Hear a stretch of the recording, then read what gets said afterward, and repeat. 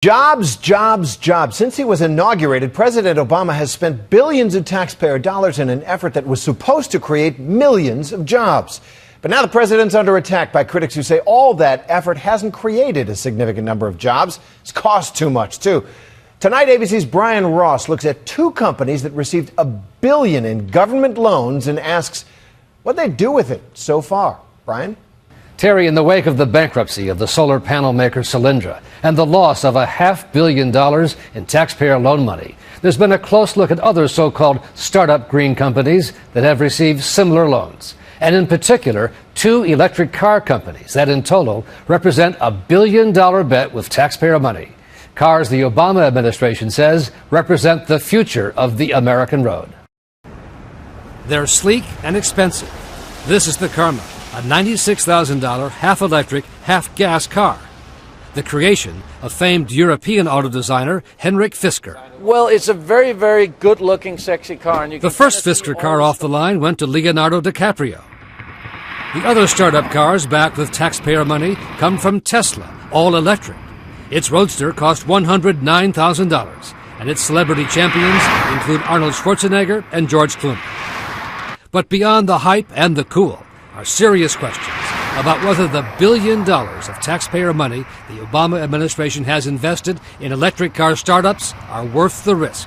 It is a major goal of the president. We can break our dependence on oil with biofuels and become the first country to have 1 million electric vehicles on the road by 2015. In the case of the Fisker car, it was only last week that the first 40 of them were delivered, 2 years behind schedule, with Fisker himself giving Nightline a first look. It almost looks like a supercar, even though it's a four-door sedan.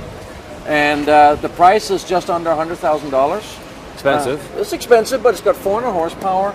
It's a luxury ride, but the range on battery power is only 32 miles, according to the EPA, although Fisker maintains it's closer to 52 miles. Fisker says the car's style makes it different than other green cars. We want people to get excited emotionally about an environmental friendly car.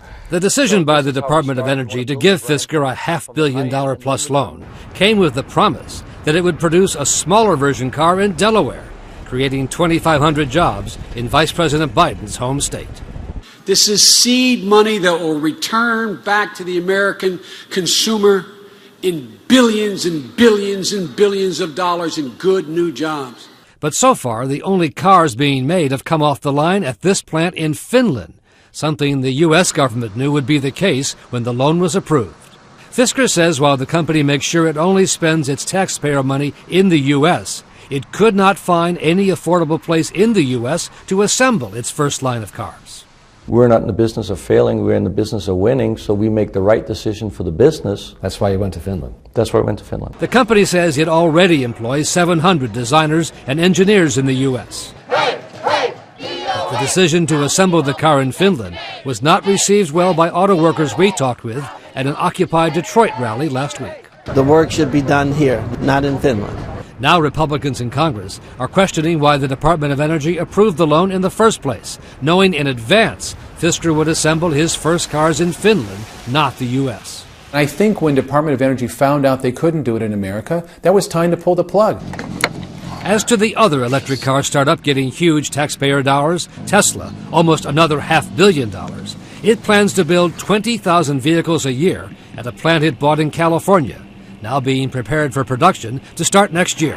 Tesla's future depends on the success of this car, a family sedan called the Model S, being seen here for the first time in Tesla video from a test track. Priced at around $57,000, it too is styled to compete with luxury cars like the BMW and Mercedes. While expensive, there is a very robust market. But these are cars for wealthy Americans, not for average Americans. Well, I don't know how you define wealthy. Tesla Vice President Dermot O'Connell says the car will revolutionize automaking. This is the battery. The mother of all batteries. This is the mother of all batteries. Its big flat battery that goes under the car provides a range of almost 300 miles before needing a charge. But some industry analysts, including the auto columnist at Fortune magazine, say Tesla's business plan doesn't work. The numbers just don't work, Brian. I think unless Tesla gets some more cash, they're going to be in bad shape. In fact, in Tesla's most recent filing with the Securities Exchange Commission, ABC News and the Center for Public Integrity found this statement, that the company expects continuing losses for at least the foreseeable future. If you don't make a profit, how will you repay the loan? But we will make a profit. That's the plan, and we're executing to it. Despite what you've said to the Securities Exchange Commission.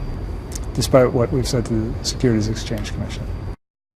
The bottom line is that by their very nature, all these startup companies bring great risk.